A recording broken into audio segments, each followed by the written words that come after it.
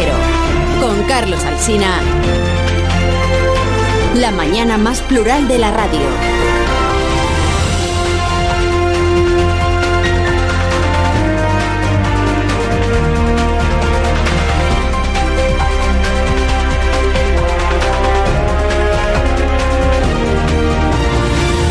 Desde este momento y hasta las 10 en punto de la mañana, cuando estará aquí Juan Ramón Lucas al frente de la segunda parte de este programa, hasta ese momento estamos en tertulia, estamos en debate, a vueltas hoy sobre todo con los planes del juez de Llarena. Prefiere que Puigdemont siga fuera antes que tener que juzgarle solo por malversación. A vueltas con el revés que encaja el Tribunal Supremo en este pulso con los 3 jueces de Alemania. Y también a vueltas con Pedro Sánchez y con esta frase suya de ayer. Lo importante en términos de la justicia española es que tienen que ser juzgadas por parte de los tribunales españoles. Esto va a ocurrir. La frase que pronunció el presidente fue fruto del desconocimiento de la posibilidad de rechazar la entrega en estas condiciones, o estaba expresando el deseo de que el juez de Llarena acepte a Puigdemont, aunque solo sea por malversación, o sea, por corrupción, que es como se llama técnicamente en la euroorden. Hablaremos de la euroorden y de su cuestionamiento y de qué le habría pasado a Puigdemont de haber sido alemán y haber intentado tumbar la Constitución en aquel país. Al Tribunal Supremo le corresponderá, por cierto, valorar si hay indicio de delito en las cosas que Corina le contó a Villarejo y a Villalonga en esta conversación del año 2015 grabada por el comisario Gravalotodo.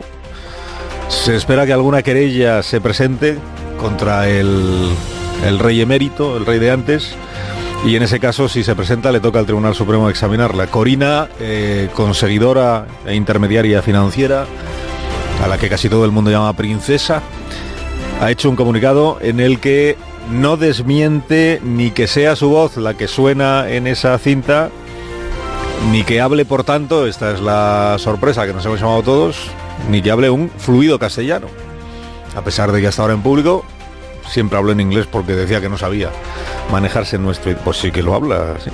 Además tenemos hoy al Gobierno de España cumpliendo con otra tradición, que es la de culpar a la herencia recibida de no poder cumplir los compromisos con Bruselas. La revisión de esta senda es necesaria sobre la base de la herencia que nos hemos encontrado. Y tenemos a un banquero recurriendo a un lenguaje muy poco financiero para juzgar la gestión de su antecesor. Saracho, el hombre al que encomendaron reflotar el Popular, opinando sobre el estado en que dejó el banco Ángel Ron. El banco engañaba, el banco tiene que hacer una reexpresión, el banco es exactamente lo que todos ya sabíamos, una caca. Por tanto, la acción me bajó. Y hablaremos de Felipe González y de sus archivos personales, los papeles del expresidente, que van a estar a disposición de quien quiera consultarlos en la web de su fundación. Cuando acababa el Consejo de Ministros, yo arrancaba esas hojas y las metía en la trituradora de papel. Y después, por curiosidad, miraba a ver cuántos ministros me seguían para meter las suyas en la trituradora de papel. Y era yo el único que las metía. Lo que no metió en la trituradora de papel es lo que ahora se va a poder consultar en este archivo personal del expresidente del gobierno. A las 9 hablamos con Fernando Savater, con Ignacio Rodríguez Burgos, la actualidad económica del día. Buenos días, Ignacio. Saludos, ¿qué tal estamos? Y en la tertulia esta mañana está Pilar Gómez. Buenos días, Pilar. Hola, buenos días. Ignacio Varela. Hola, Ignacio. Hola, buenos días. Sandra Golpe, buenos días. ¿Qué tal? Muy buenos días. A Rubén Amón lo tenemos en Pamplona. Buenos días, Rubén. ¿Qué tal? Recién regresado de ver el encierro. Ver el encierro. Insisto en el verbo, ver. Ver el encierro, que no correrlo. Ver el encierro y a los que corren entonces, a los que... Sí, a los que luego si queréis hablamos de estos encierros para hipsters en que se está convirtiendo San Fermín. ¿Encierros para hipsters? Sí, porque se ha edulcorado tanto la carrera, hay que ser un atleta. Los cabestros son formidables atletas también, y van en cabeza de la competición. Se apuran todos con los cronómetros para ver en cuánto se hace, y la clave es que sea rápido y limpio, o sea, lo contrario de lo que a mí me gusta. Luego seguimos. Así suena la mañana de la radio. ¿Perdón, qué? La radio es Onda Cero.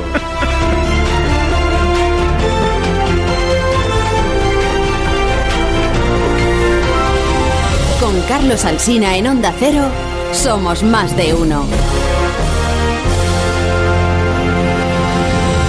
Buenos días, Fernando Onega. Buenos días, Carlos Alsina. Bueno, de manera rápida y limpia, cuéntame de qué no debemos dejar de hablar hoy.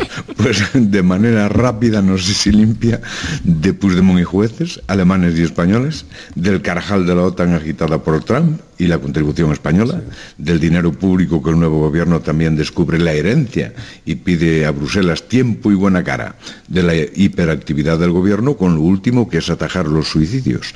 Señalado este índice, Puigdemont, cuyo silencio tanto intrigaba al director de este programa, ha vuelto a ser noticia. El motivo ya lo sabéis, el tribunal alemán considera inadmisible entregarlo a España por rebelión. Victoria, exclama el fugado desde Hamburgo. Inaceptable, dicen desde aquí el Supremo y políticos del PP.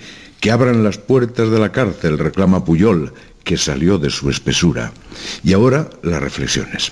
Primera y principal, ¿por qué Pedro Sánchez se conforma con que pueda ser juzgado en España sin dar relevancia al delito?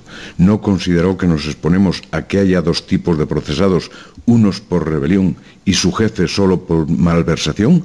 ¿O no quiere que esto estropee su idilio con Torra? Segunda, y no menos principal, ¿qué debe hacer ahora Llarena, cuya tesis tantos consideran derrotada? Táchese lo que no proceda. A. Aceptar la sentencia de Alemania. B. Rechazarla y obligar a Puigdemont a permanecer fuera de España porque aquí sería procesado por rebelión. Y C. Recurrir al Tribunal Europeo, cuya única ventaja sería ganar tiempo, pero sin garantía de éxito. Tercera, las consecuencias del secesionismo. ¿Le da moral de victoria? ¿Lo rearma en medio de ese clima de deshielo que Sánchez y Torra fomentan? Cuarta, la validez del euroorden. ¿Cuál es su utilidad si no hay criterios judiciales uniformes en la Unión Europea? ¿Puede un tribunal regional de otro país decidir lo que es delito en otro y humillar a su Tribunal Supremo? En esa línea de pensamiento se mueve el Partido Popular. Su eurodiputado González Pons ha propuesto que España se salga del Tratado de Schengen. Sí, y a esa tesis se apuntó también Pablo Casado, que levanta otra bandera patriótica: no permitir esa humillación. Y déjame, Alsina, abrir otro frente. Estos días se está hablando del posible cambio de criterio de la Fiscalía precisamente sobre el delito de rebelión de los líderes secesionistas. ¿La decisión alemana empuja ese cambio o, visto el clima de opinión, lo desaconseja? Sépase que mientras esto pasaba, hubo reunión de vicepresidentes, se acordó la bilateralidad y se decidió seguir hablando y construyendo puentes, pero con un matiz. El vicepresidente catalán tiene un 90% de escepticismo y solo un 10% de optimismo, y pide flexibilidad en el déficit y 700 millones para los Mossos. Aquí todo el mundo pide dinero. El que más, Donald Trump. A los socios de la OTAN. Los mangonea, dice hoy un periódico. Bronca, al mejor estilo Trump, que llegó a amenazar con retirarse de la alianza. Y Sánchez, que dijo, bueno, haremos lo que podamos, pero caminaremos por la senda de aumentar el gasto militar. Leo por ahí, no sé qué opinarán nuestros analistas, que la cesión ha sido mal recibida por Podemos, que no es partidario. Sobre ese dinero vamos a ver de dónde se saca, porque la ministra Calviño se vistió de pobre y fue a pedir que le permitan un déficit medio punto mayor que el prometido por Rajoy, y parece que le autorizan 6.000 millones más, casualmente la cantidad que Toni Bolaño decía ayer que Torra aceptaba a cambio de la autodeterminación, pero solo debe ser una casualidad. A todo esto, las ministras y ministros siguen derrochando iniciativas bajo la consigna de Carmen Montón: recuperar derechos arrebatados.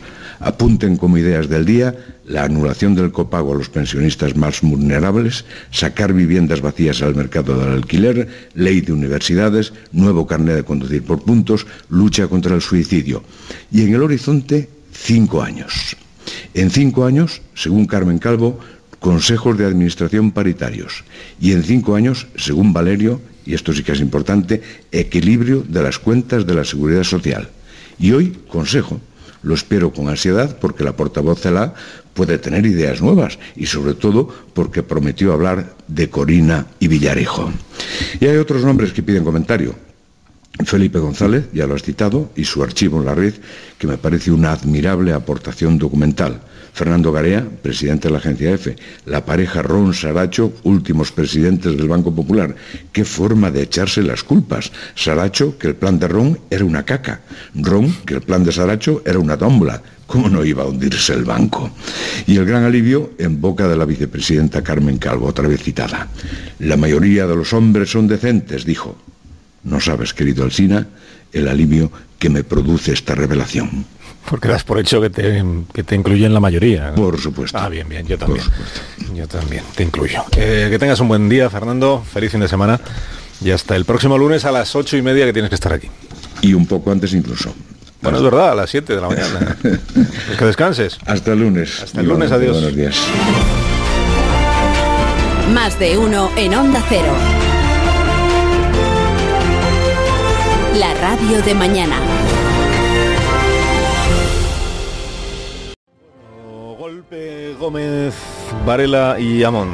Asunto alemán, o sea, asunto Puigdemont. Quiero pediros una impresión, una opinión, una valoración sobre las opciones que tiene el juez Pablo Llarena encima de la mesa. Es decir, o acepta la entrega en estas condiciones o rechaza la entrega, y entonces esperamos a ver si Puigdemont algún día se equivoca y pisa España y se le detiene, y entonces se le juzga por lo que Llarena considere oportuno. De las dos opciones, parece que la segunda es la que se va abriendo camino, aunque todavía tiene unos días el juez para pronunciarse a ese respecto. Y también tengo interés en saber qué opináis de la euroorden. Si esta decisión de la justicia alemana entendéis que acaba con el sentido de la euroorden que en su día se pactó, lo recordamos todos, para que de juez a juez, de un país a otro, sin necesidad de pasar por las decisiones políticas de los gobiernos, pues se produjeran estas entregas de manera, pues, hombre, no automática, pero casi automática, ¿no? Si el juez de ese país tiene indicios para procesar o para interrogar o para querer tener delante a esta persona que vive aquí, pues se la entregamos, porque si el juez lo pide será porque tiene motivos suficientes como para solicitarlo. ¿Por dónde queréis empezar? Por ningún sitio. Pues entonces voy a saludar a Esteban González Pons, que es eurodiputado del Grupo Popular. Esteban se cobra igual, ¿no? Esteban González Pons, ¿no? Buenos días. Muy buenos días. Buenos días. Bueno, hemos contado que usted le sugiere o le anima al presidente del gobierno, al señor Sánchez, a que suspenda la aplicación del Tratado de Schengen en nuestro país. Es decir, que temporalmente eliminemos la libre circulación de personas. Es una petición o una medida un poco radical, entiendo. ¿Cuál es el motivo? Es decir, ¿cómo lo argumenta usted? No, radical no es. Es una medida habitual. En este momento, en la Unión Europea, el Tratado de Schengen está suspendido, total o parcialmente, en 6 estados. En 5 de ellos, mientras se aclara la política de refugiados y la política de recepción de inmigrantes en la Unión Europea. En Alemania, el Tratado de Schengen está suspendido en la frontera con Austria. El Tratado de Schengen, es decir, la libre circulación de personas, está directamente relacionada con la euroorden. De hecho, en el inicio de la orden que crea la euroorden, permitan la redundancia, sí, se dice que la euroorden se pone en marcha porque existe la libre circulación de personas, y no tiene sentido que las personas puedan circular por ahí sin que los sistemas judiciales confíen entre ellos. En el momento en el que se produce lo que ocurrió ayer, que un tribunal alemán regional le enmienda la plana al Tribunal Supremo español, poniendo de manifiesto que el Estado alemán no va a devolver al Estado español a una persona que ha intentado, según el Tribunal Supremo español, dar un golpe de Estado, lo normal es que se proteste, porque esa cuestión deja de ser judicial y a nivel europeo se convierte en una cuestión política. La Unión Europea no es un club de gentlemen, son una serie de políticos que trabajan en función de determinados intereses nacionales, y España debería hacer oír su voz, y lo mismo que Alemania, por discrepar con la política antiterrorista y por la política de inmigración, o Francia, por discrepar de la política antiterrorista, han suspendido total o parcialmente Schengen. España debería hacer algo parecido, porque si el gobierno español no protesta, si el gobierno español no dice nada, simplemente somos irrelevantes y nadie va a entender lo enfadados que podemos estar con lo que el tribunal alemán nos acaba de hacer. ¿Pero algún otro país ha suspendido Schengen en protesta o en desacuerdo por una resolución judicial de los jueces de otro país, no por una decisión política o por una decisión del poder ejecutivo de ese país, sino por una decisión de 3 jueces que, en la autonomía de que disfrutan, han entendido o han interpretado de esta manera la entrega del señor Puigdemont? Bueno, las decisiones judiciales, en el momento en el que se trasladan al ámbito internacional, son decisiones soberanas y, por lo tanto, entran en el ámbito de la política internacional. También la decisión de los 3 jueces alemanes es una decisión relativa a los jueces españoles del Tribunal Supremo. Por lo tanto, todo se mezcla con todo. Y lo cierto es que para que exista libre circulación de personas, tiene que existir confianza en los sistemas judiciales. La euroorden ya ha sido cuestionada por los tribunales holandeses este verano, por los tribunales irlandeses en el mes de marzo. Desde el año 2011 la Comisión está emitiendo informes diciendo que se confunde euroorden con proceso de extradición, que debería reformarse, pero nadie se pone manos a la obra y debería ser España quien diera un golpe encima de la mesa, quien llamara la atención de alguna manera, quien diera un zapatazo, para que hemos quedado en una posición muy poco digna, y al resto de socios comunitarios les dijera, esto debemos abordarlo ya. Respondiendo a su pregunta, la euroorden desde que entró en vigor ha sido suspendida en más de 100 ocasiones y por las razones más diferentes. Por lo tanto, no estoy proponiendo nada que sea un escándalo dentro de la Unión Europea, sino algo que sucede con mucha normalidad. Y de hecho, ya les digo que Schengen hoy está parcial o totalmente suspendido en Francia, en Alemania, en Austria, en Dinamarca, hasta en 6 estados de la Unión, por razones que todas tienen, menos en el caso francés, que ver con la política de inmigrantes. Y si se puede suspender total o parcialmente Schengen para protestar porque les llegan a estos países del norte inmigrantes y refugiados, pues políticamente yo creo que no sería una mala posición que España pidiera que por lo mismo, hasta que no se aclarase el contenido de la euroorden, también pusiéramos encima de la mesa que podemos suspender parcialmente o totalmente durante un tiempo el Tratado de Schengen. ¿Y debería haber dado ese zapatazo que usted plantea el gobierno del señor Rajoy, el gobierno anterior, cuando Bélgica rechazó la entrega del señor Comín y el señor Puig a la justicia española? Porque Alemania se ha pronunciado ahora, pero Bélgica ya se pronunció y tampoco nos entregó a nadie. Pero yo lo pedí igual.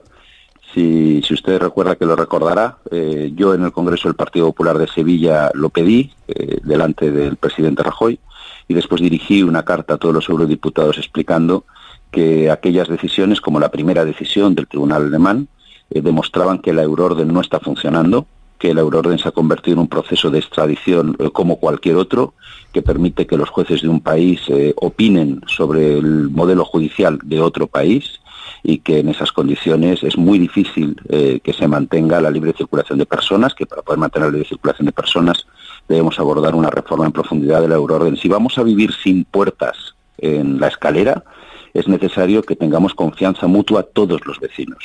Si hay un vecino que se cree superior a los demás y se permite emitir juicios morales sobre los demás o sobre la capacidad de los demás, entonces debemos empezar a cerrar las puertas porque no sean las condiciones para vivir sin ningún tipo de límite en las puertas de nuestras casas. Quiero decir que usted es crítico con la falta de actuación en esta materia del gobierno del señor Rajoy. Usted pidió que se hiciera, no se hizo. ¿Entiende que el señor Rajoy se equivocó entonces en esa decisión que tomó? Sí. No, el señor Rajoy no se vio abocado a esta situación porque la decisión definitiva no se había producido todavía. Si hoy el presidente del gobierno siguiera siendo Mariano Rajoy, yo hubiera actuado como actuó Pedro Sánchez. Yo habría pedido también al presidente Rajoy que diera un zapatazo en la mesa, que defendiera la dignidad de España, porque en la Unión Europea, si no te haces oír, nadie te escucha. En la Unión Europea, si hablas en voz bajita, todos los demás están muy tranquilos porque no creas problemas. El que no crea problemas no es escuchado. Y en este momento a España, un tribunal regional alemán le ha creado un problema muy grande.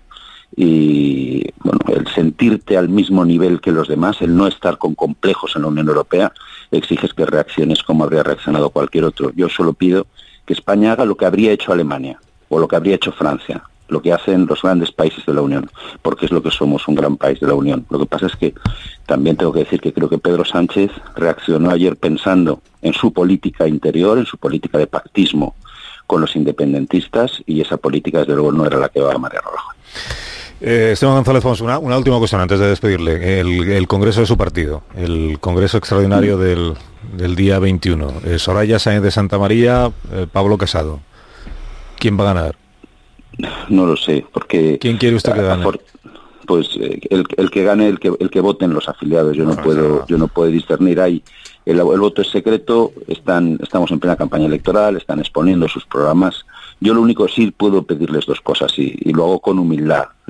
La primera es que, por favor, no estemos distraídos, porque en España están ocurriendo muchas cosas y España, no, sin ponerme una óptica partidista, España necesita un primer partido de la oposición que esté cumpliendo con su trabajo, porque no creo que hoy en estas últimas semanas son los medios de comunicación los que están haciendo nuestro trabajo, porque nosotros estamos a otra cosa, y en segundo lugar que el partido no se divida. Yo no puedo contribuir a dividir el partido, porque tenemos elecciones dentro de 8 meses y debemos llegar lo más fuertes posible. No soy capaz de saber qué va a votar usted entonces en el Congreso como compromisario. Pero usted seguramente ya lo sabe, claro. Esta es una de sus célebres preguntas para las que yo no tengo una célebre respuesta. Señor González Pons, cuídese, gracias. Buenos días. Buenos días a todos. Cuídese. Bueno, me quedé con ganas de escuchar, aunque no teníais muchas ganas de compartir conmigo vuestras impresiones sobre esta materia. Ya lo dices el todo, caimán. lo dices también Alsina es el caimán que está tranquilo y cuando se confía la presa le suelta la dentellada. Solo le he preguntado con quién va. Ya, sí, nos vamos conociendo.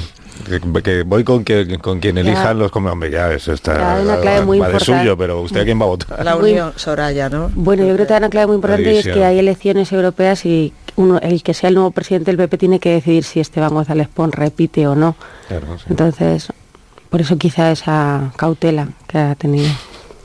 Bueno, sobre el asunto de Alemania y la euroorden, esto que plantea el señor González Pons, que dice si en la Unión Europea eres un país que va, creo que ha dicho con complejos, es decir, que no se hace valer, al final te pasan estas cosas, que es un poco esta tesis que está muy extendida, que dice Alemania nos toma por el pito del sereno, estos 3 jueces alemanes, si en lugar de ser España hubiera sido Francia quien hubiera solicitado la entrega de una persona procesada en ese país por intentar tumbar la legalidad democrática, nadie duda de que Alemania, por supuesto, lo habría entregado. Como es España, pues España es un país tercermundista que no hace falta tomarle muy en serio. ¿Alguno de vosotros comparte esta Yo por empezar con la pelota que nos ha dejado votando Esteban González Pons, estoy de acuerdo en una parte de lo que ha dicho y muy en desacuerdo con otra. Creo que efectivamente esta situación le plantea una obligación política al gobierno español, al que no le basta con remitirse al respeto a las decisiones judiciales, y le plantea la obligación de replantear formalmente en el seno de la Unión Europea la regulación de la euroorden. Otra cosa es el Tratado de Schengen. El Tratado de Schengen tiene que ver con la libre circulación de las personas, no tiene que ver, como tú le has señalado, con las decisiones judiciales y además, como él mismo ha dicho, casi todos los casos en los que se ha suspendido el Tratado de Schengen tienen que ver con el nacionalismo populista de frenar el paso de los inmigrantes por las fronteras. Es decir, son más bien decisiones anti-europeístas o anti-integración, cuando precisamente la euroorden y fortalecer la euroorden va políticamente en la dirección contraria. Por lo tanto, yo sí le exigiría al gobierno español que reaccione enérgicamente, exigiendo una reformulación de la euroorden, pero desde luego no estaría en absoluto de acuerdo con que la libre circulación en Europa sufriera una restricción por eso. Yo creo que esta decisión, para empezar, vuelve a demostrar que la operación de la detención de Puigdemont en aquella gasolinera alemana no fue precisamente un éxito de nuestros servicios de información, que tampoco brillaron a gran altura el 1 de octubre, pero es verdad que el tribunal alemán pues ha aplicado criterios que de ninguna manera habría aplicado a los mismos hechos si se hubieran producido en Alemania por un ciudadano alemán o por un ciudadano de cualquier otro país. Y que hace una cosa que no tiene, para la que no está prevista la euroorden, que es entrar en el fondo. Entra en el fondo hasta el punto de que cuando uno lee su resolución hace juicios de intenciones. Por ejemplo, afirma que jamás estuvo en la intención de realmente jamás estuvo en la intención de Puigdemont consumar la independencia de Cataluña, cosa que nadie les ha preguntado, porque realmente lo único que tenían que haber hecho era comprobar que había una correspondencia entre el delito de rebelión en España y una figura parecida del Código Penal alemán. O sea, se ha metido en un terreno muy peligroso. En Onda Cero, con Carlos Alsina. la mañana más plural de la radio. Buenos días, Fernando. Hola, buenos días, Carlos, buenos días a todos. Yo quisiera simplemente decir una palabra sobre, bueno, no sobre la muerte de Monseñor Setién, del antiguo obispo de San Sebastián, sino sobre las reacciones que aquí en Euskadi ha despertado esa muerte, ¿no? Yo, en fin, de la figura del obispo todavía aplico ese principio de mortuis nisi bene, de que los muertos no hay que decir más cosas buenas, y como no se me ocurre ninguna cosa buena, no voy a decir nada sobre él. Pero en cambio la reacción sí es interesante, porque, ha sido calificado, nada menos que por el Lehendakari Urkullu, como un sembrador de convivencia, es el sembrador de convivencia. Una de las gestas, digamos, más conocidas de ese tiempo, en el año 84, fue cuando asesinaron al senador Enrique Casas, socialista, y la familia pidió un funeral con el propio obispo, etcétera, en la catedral de San Sebastián. Y el obispo se negó, diciendo que, claro, eso no se podía hacer así, que había que ir mejor a la parroquia, porque si se concedía un caso como era el del senador, claro, luego podían venir unos familiares de una etarra pidiendo lo mismo y había que concederlo también. Bueno, esto debe ser un poco la idea de convivencia, es decir, matan a un senador elegido por la gente, con un cargo público y de una manera evidentemente injusta, y es lo mismo que si en un enfrentamiento con la policía, pues un criminal recibe un balazo y se muere. Entonces eso es exactamente lo mismo, hay que hacerles el mismo tipo de funerales, el mismo... Bueno, esto es un poco la idea que presidió toda la vida de Setién, esa especie de equilibrio que hoy se ve en una cosa que yo creo que no se le ha dado la suficiente importancia, en la ley de abusos policiales que se está preparando, o que se intenta preparar en el País Vasco, para la cual contra la cual hubo un recurso en el gobierno anterior, y ahora pues se supone que a lo mejor ese recurso se va a quitar y se va a suprimir. Esa ley de abusos policiales lo que trata es de establecer una nómina de víctimas de las fuerzas policiales comparable, que equilibre, que dé el peso frente a las víctimas del terrorismo. Y entonces así se establece otra vez esa idea de convivencia. Tenemos las víctimas del terrorismo pobres, pero también tenemos todas las víctimas establecidas por ellos mismos, no por las autoridades, no por los tribunales españoles, sino por lo que decida, digamos, un grupo de expertos que van a nombrar el propio gobierno vasco. Y entonces tenemos ya dos listas de víctimas, y además pues la de si hay 800 o prácticamente 1000 del lado de las víctimas del terrorismo, de la otra hay 3000 o 4000, nada menos. Bueno, todo eso, esa idea de convivencia que ha surgido otra vez con motivo de las celebraciones o de las muestras de afecto y de comio a la figura de Setién, yo creo que es muy reveladora de lo que se está preparando en el País Vasco. Esa es la paz que se está preparando. Una paz en la cual la convivencia es el modelo que sembró el obispo Setién. Fernando Sabater, un abrazo fuerte, cuídate mucho. Hasta la próxima semana. Gracias a todos, un abrazo también a vosotros.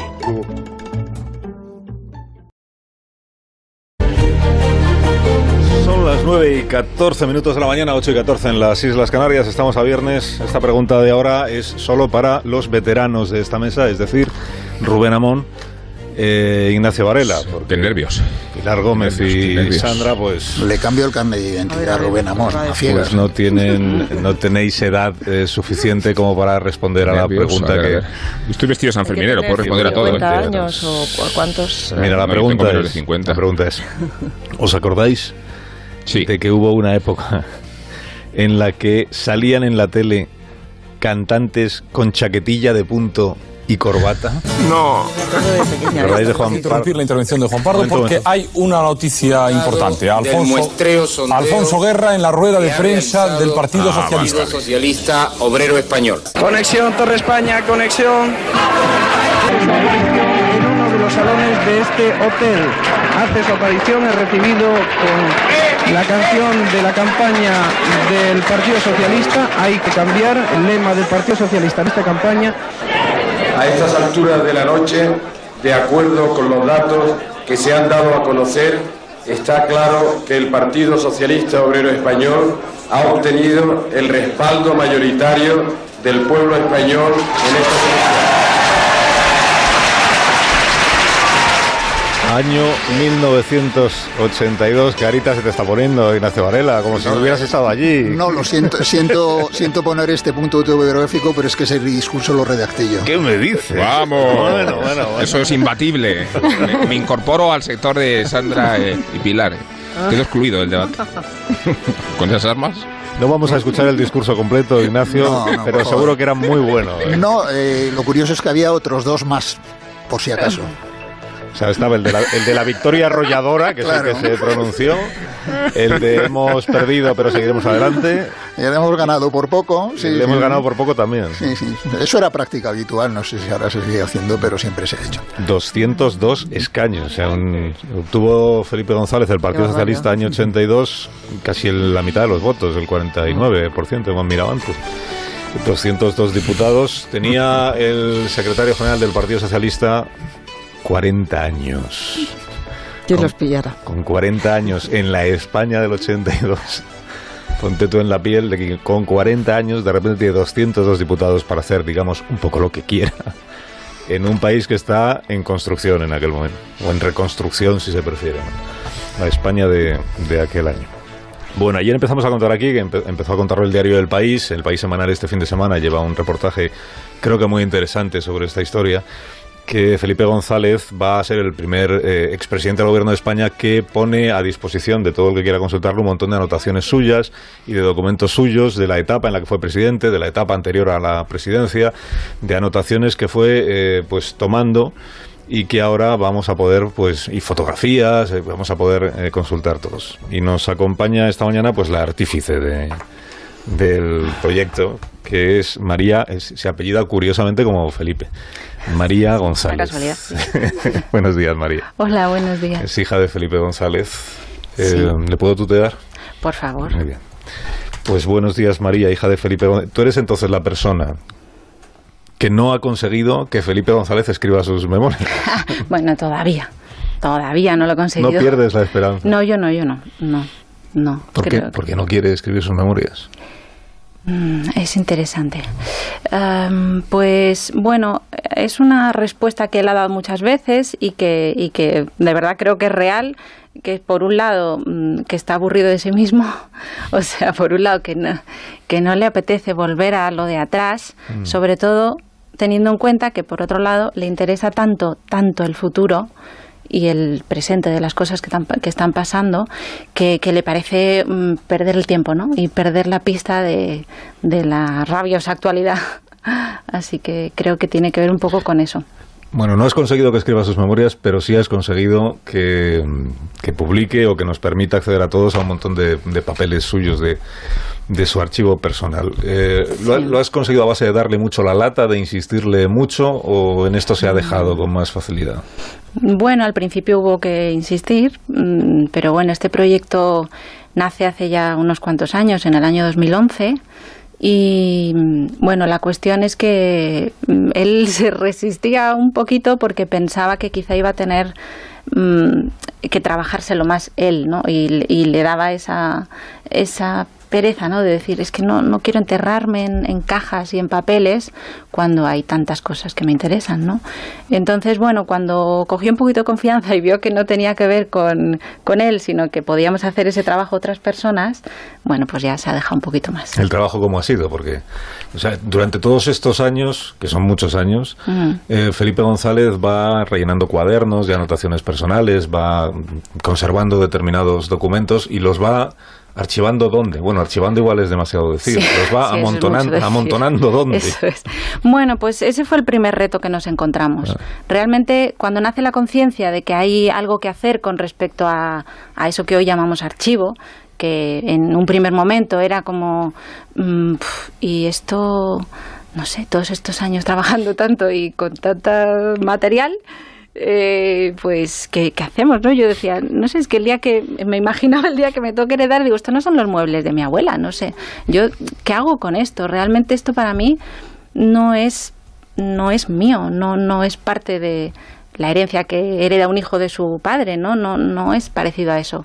Entonces, esa conciencia de que, aunque eran notas en principio privadas, en el caso de las anotaciones y las libretas que salen ahora, aunque inicialmente eran privadas, yo sí he tenido siempre la creencia firme de que son parte de la historia de todos y que era necesario compartirlas, ¿no?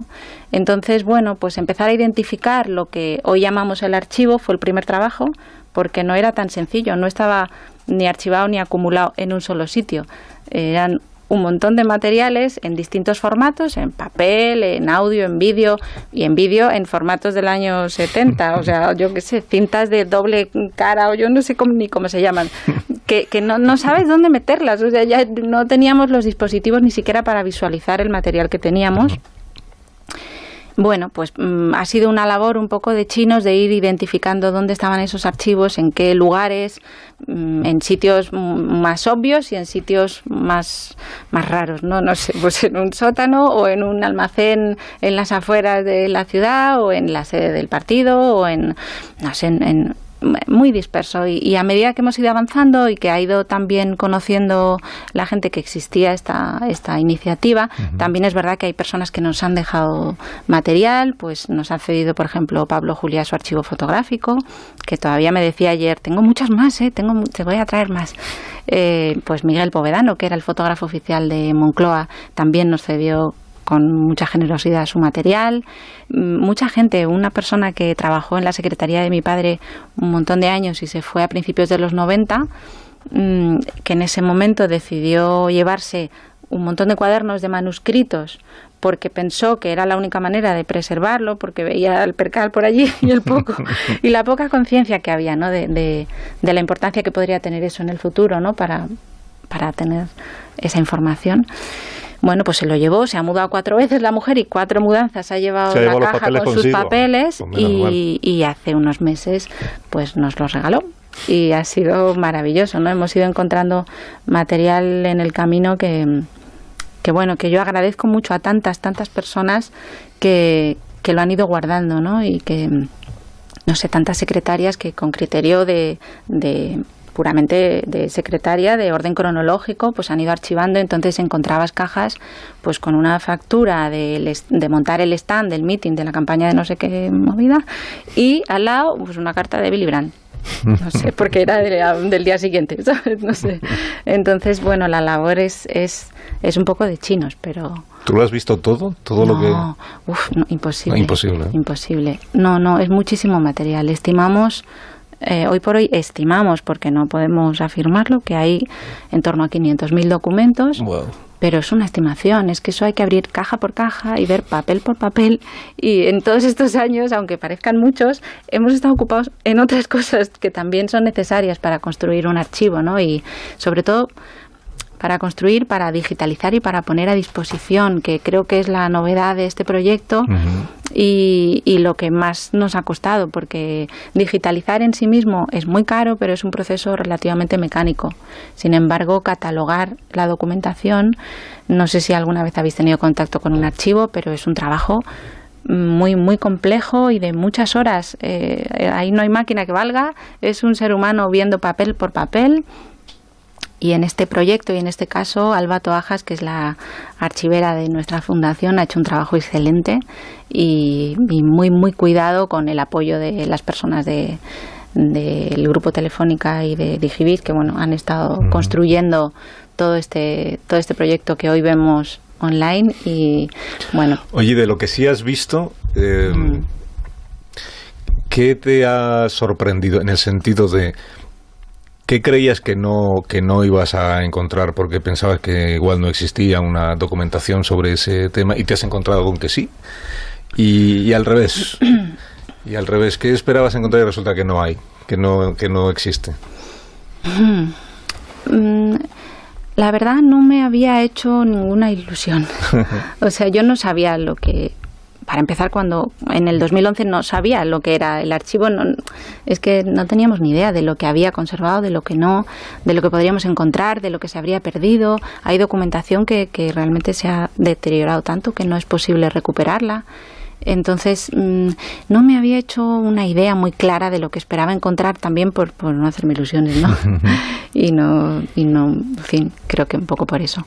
Pero la cuestión es que, bueno, lo que he encontrado que me ha llamado la atención son, sobre todo en esta parte que sale ahora de los manuscritos, pues anotaciones que, en fin, me llama la atención porque ahora quiero que me llame la atención, pero en el fondo digo, si yo pienso en el ser humano más allá del personaje, ¿no? En la persona que yo conozco como mi padre, tampoco es que me llame tanto la atención, lo pienso fríamente, pero imagino que es algo curioso, ¿no? De ver pues las anotaciones de una persona que, aunque está en un cargo extraordinario, en la medida en que no hay muchos presidentes del gobierno, sus anotaciones de trabajo son como las que puedas hacer tú en tu día a día, ¿no? De pues las cosas que tienes que hacer, a quién vas a ver, las notas que tomas en una reunión, y luego un poco las reflexiones personales, porque no es que hiciera diarios ni mucho menos, pero bueno, esas reflexiones más íntimas, que eso sí yo agradezco mucho que se haya dejado y que nos haya dejado compartirlas, porque en el fondo creo que te dan una idea de lo que supone estar ahí, de lo que le puede pasar a una persona cuando tiene esa responsabilidad, y de las dudas que surgen inevitablemente, de esa sensación de peso, ¿no? De la responsabilidad, creo que humaniza mucho a la figura, y bueno, en estos tiempos en los que vemos a los políticos como los vemos, y con esa distancia quizá, bueno, ver esta parte del ser humano que hay detrás creo que tiene su interés. He leído que todo lo que forma parte del archivo se va a publicar, salvo en aquellos casos en los que hay algún conflicto con la ley de confidencialidad, la ley de datos confidenciales. Es decir, no se va a dejar de publicar nada que pueda perjudicar, digamos, o ofrecer una lectura distinta y comprometida o adversa para los protagonistas de episodios políticos. Lo único que hay es el respeto a la ley de confidencialidad. El resto lo vamos a poder ver. Nuestro límite es la ley de secretos de Estado, de secretos oficiales, y la ley de protección de datos, que no nos olvidemos que también está ahí, también la de la intimidad, el derecho al honor, la propia imagen. O sea, hay unas cuantas que de manera tangencial afectan a nuestro archivo, y en realidad es nuestro único límite, sí, pero como tal no queda más remedio que respetarlo, y esa es nuestra voluntad, aunque al mismo tiempo tenemos muchísimas ganas de compartir este archivo en su integridad, no hemos hecho en absoluto una labor de edición, no hemos hecho una labor de ocultar nada, y de hecho por eso hay zonas del archivo que quien quiera entrar podrá ver que están cubiertas. Entonces hay una catalogación de distintos colores por distintos criterios en los documentos que lo necesitan. Entonces tú a lo mejor ves un documento en el que solo ves un párrafo y el resto hay un cuadrado grande verde o azul. Entonces, en función de los distintos criterios legales que nos constriñen, pues hemos optado por mostrar todo tal y con las limitaciones que tenemos por ley, ¿no? Cuando Ignacio Varela escribió aquel discurso de la arrolladora victoria, tú tenías... Pues yo tenía 4 años. Pues sí, yo cumplí 4 ese octubre. Sí. Pero claro, luego fuiste cumpliendo años y papá seguía siendo presidente de gobierno. Y de aquella infancia tuya en la Moncloa, el recuerdo que tienes es un recuerdo grato, es un recuerdo de una infancia complicada. ¿Hasta qué punto estabais afectados por las complicaciones políticas que afectaban directamente a la persona que ejercía la presidencia del gobierno, ¿no? Eso, en el ambiente familiar, en casa, en el Palacio de la Moncloa, teniendo una edad como la que tú tenías, ¿se puede llevar una vida familiar aislada o separada? Me ha hecho daño esta señal horaria, aislada o separada de las complicaciones políticas de aquel tiempo, ¿no? Bueno, relativamente. Es verdad que vivir en un palacio a priori parece No pongas cara rara. Parece un sueño una en el cosa cuento, muy guay. Pero luego debe ser bastante incómodo. Bueno, a ver, es una vida particular. Para mí la sensación era un poco como vivir en un hotel, ¿no? Un hotel vas y los primeros días es estupendo y llega un día que dices tú, yo qué sé, me quiero ir a mi casa. No sé, aquí hay mucha gente, esto no hay espacio para la intimidad, ¿no? Pero bueno, en la medida en que fueron muchos más años de los que pensábamos, al final, bueno, pues te vas adaptando, ¿no? Lo que pasa es que es verdad que había una frase de mi madre que nos repetía muchísimo y que además creo que me ha acompañado toda la vida, que era, esta no es nuestra casa.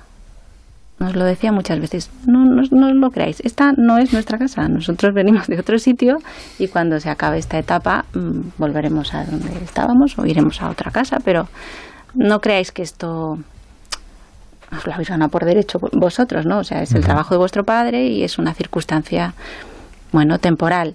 Claro, lo que era temporal inicialmente, en realidad, bueno, yo salí de allí con 17. Entonces, esa conciencia de ponerte los pies en la tierra, de esta no es tu casa, creo que nos ayudó a no perder la perspectiva, ¿no? Nosotros. Y luego, yo creo que para mí ha sido importante y también es lo que, entre otras cosas, ha contribuido a que yo vea el archivo de mi padre como, bueno, este no es mi archivo. Esto en realidad es de todos y con esa distancia, ¿no? Y esa sensación de respeto hacia lo de todos, pues nada, nos hemos puesto a trabajar y después de muchos años hemos conseguido el objetivo, ¿no? Y seguro que tenéis curiosidades que plantearle a María Rubén en Pamplona. Sí. Adelante, Pamplona.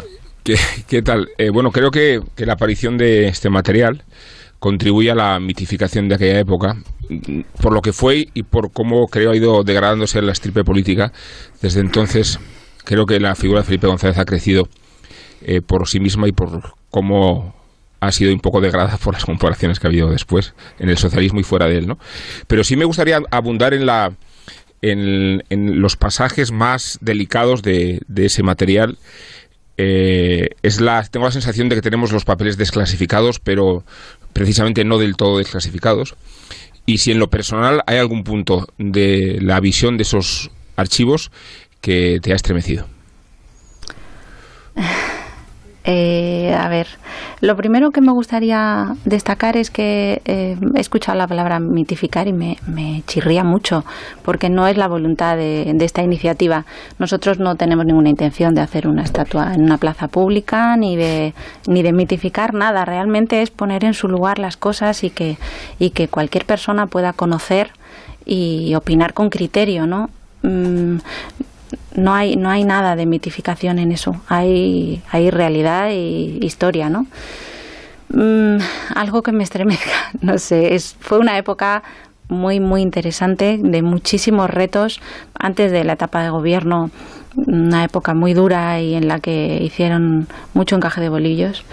Y bueno, me parece que con esta iniciativa podemos acercarnos un poquito más a lo que sucedió a través de sus documentos, más allá de las versiones que cada uno pueda contar en sus memorias o en los relatos de lo que recuerde, ¿no? Pero para mí el sentido de un archivo es completar y complementar las versiones individuales y ayudarnos a comprender mejor nuestra historia, ¿no?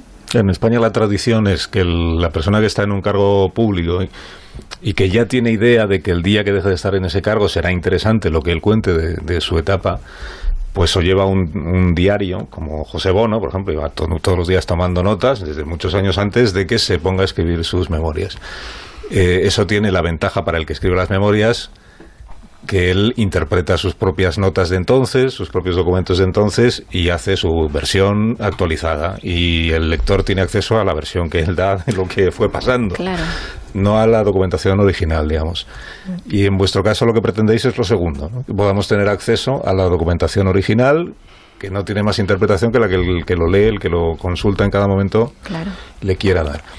¿Eso es porque tú tienes la impresión de que se malinterpretan o que hay un afán por algún sitio de hacer una interpretación digamos, negativa en este momento, digo, negativa de la etapa de gobierno? No. No digo que sea tu impulso fundamental, pero tú tienes la sensación, tú que ahora tienes 40 años, y toda esta etapa tú la viviste como una niña y una adolescente. Es decir, tú habrás ido ahora descubriendo muchas cosas o entendiendo muchas cosas que en aquellos años te sonaban así de lejos, supongo, ¿no? Entonces tú has ido haciendo el trabajo también de saber lo que sucedió. ¿Tienes la impresión en este momento de nuestra vida social y política de que se valora poco o de que tiende a valorarse cada vez menos esa etapa de nuestra historia, que es inmediatamente posterior a la transición, ¿no? Todavía en los últimos años de la transición? Tengo la certeza de que se conoce poco. Ajá. En consecuencia, se valora regular. Así que no es que tenga la sensación de que haya alguien que quiera criticar.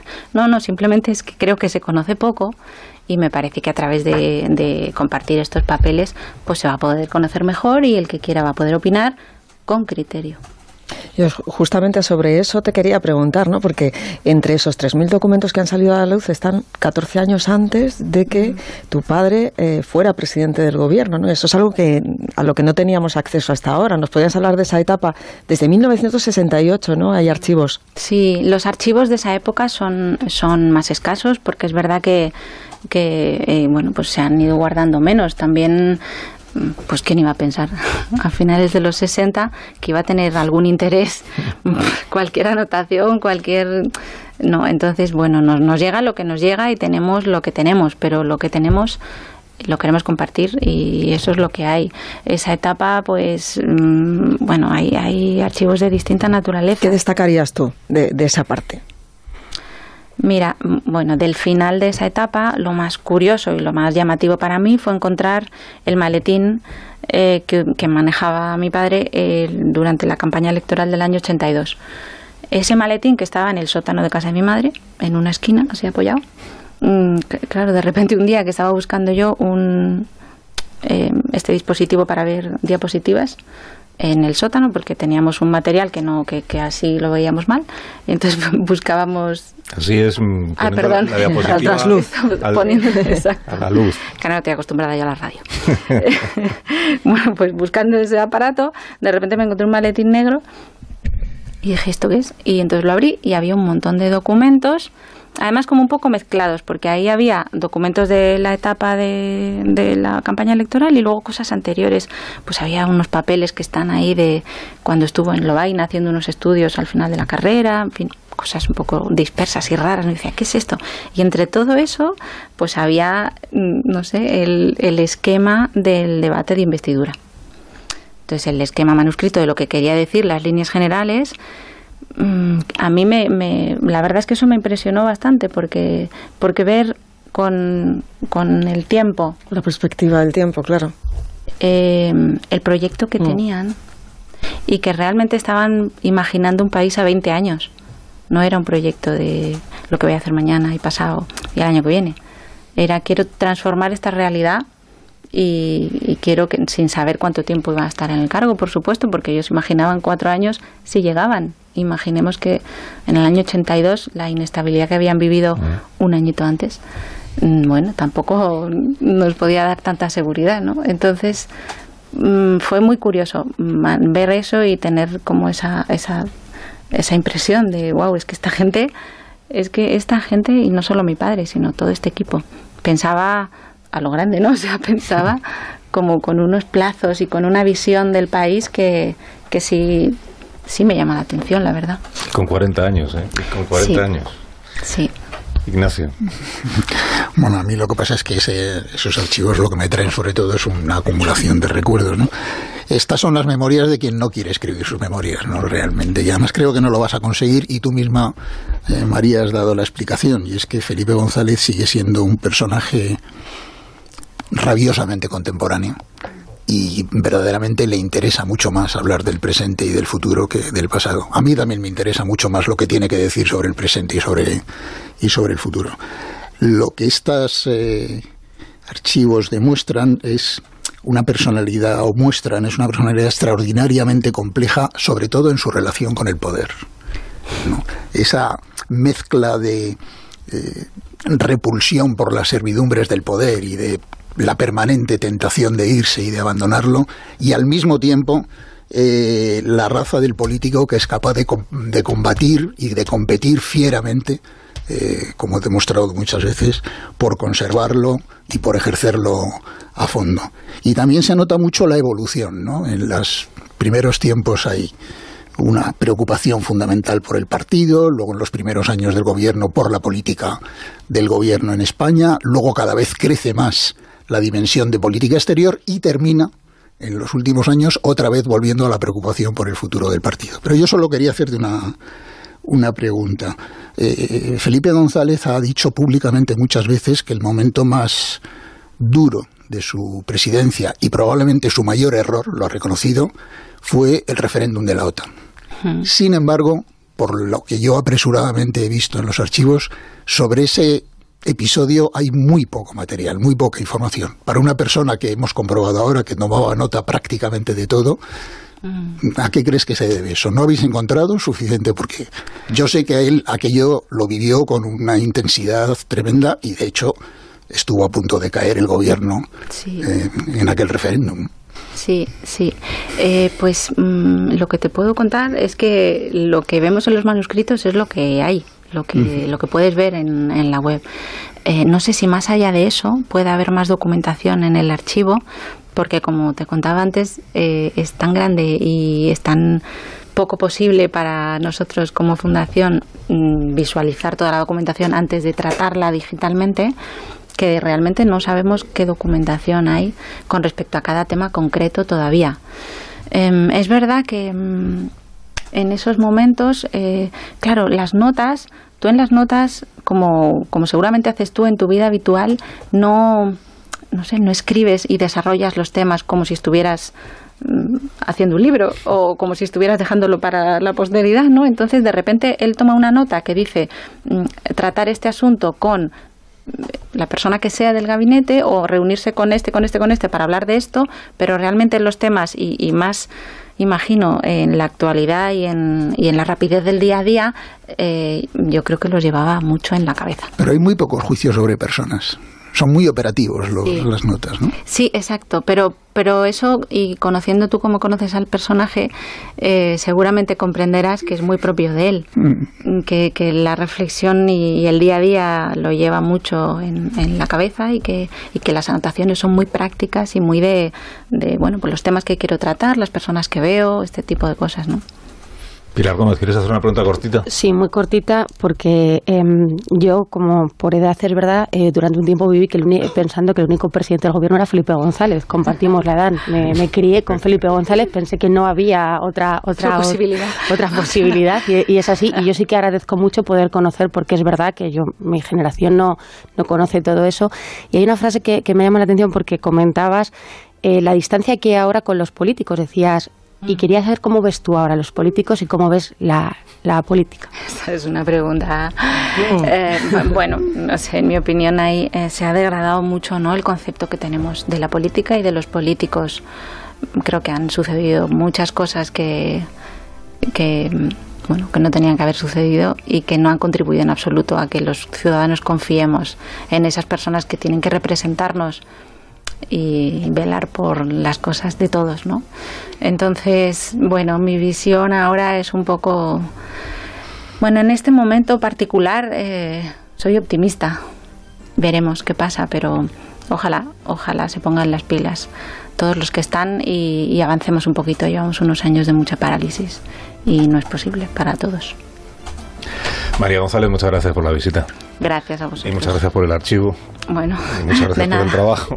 De nada. Y por este rato que espero que haya sido agradable también para ti. Gracias. Gracias, María. En 16 minutos las 10, las 9 menos 16 en Canarias. Ahora mismo seguimos.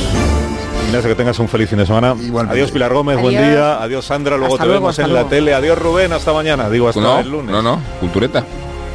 Otra vez. Hoy hay, sí, otra vez. Pero eso que es todos los viernes. Todos los viernes. Ahora continuamos.